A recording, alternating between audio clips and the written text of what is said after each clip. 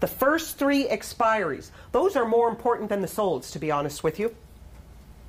I know lots of real estate agents that don't use expiries. In my view, the expiries are more, tell a bigger story than what's sold. Do you agree with me? Yeah. Very important that you show expiries. Okay? At least 3. Okay? And you don't want to go 8 or 10 either. You don't want to go overboard, you know, so keep it between 3 and 5, if you will. Okay?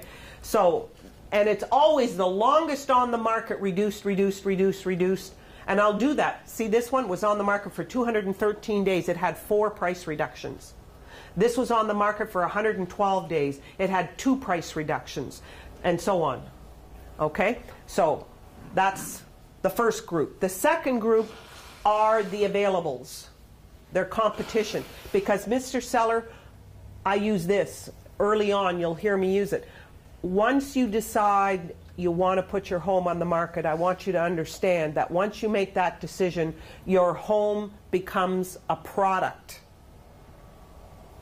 And it is in competition with others.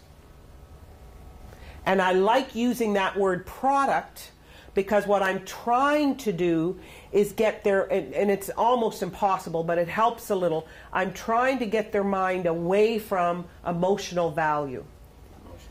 Yeah. Try to get the emotion out of there. And that's why I say it becomes a product. And that's when I introduce, when I like to talk about staging and how I believe in staging. So the next 3 or 4 comparables you're going to show are going to be the on the market, from the longest time on the market to the most recent on the market. And if they've already had 1 price reduction, you'll make note of it. This was came on the market in October the 1st. It's been on the market 39 days. It's already had 1 price reduction, well past the critical first 3 weeks. I will use that phrase again and again and again with them. And so the next group, as I say, will be the availables. And the last group, of course, will be the solds.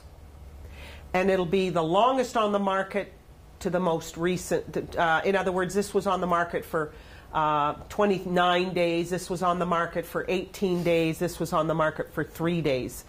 And try to find one at least that sold for full price, or maybe a little bit over. I'm always a little leery about that now because of the market that we're in. Okay? And so you have to be a little careful about doing that right now because, boy, we certainly aren't in a time where multiple offers will be there. I highly doubt that you're going to see much of that. So anyways, that's the order that I did my presentation.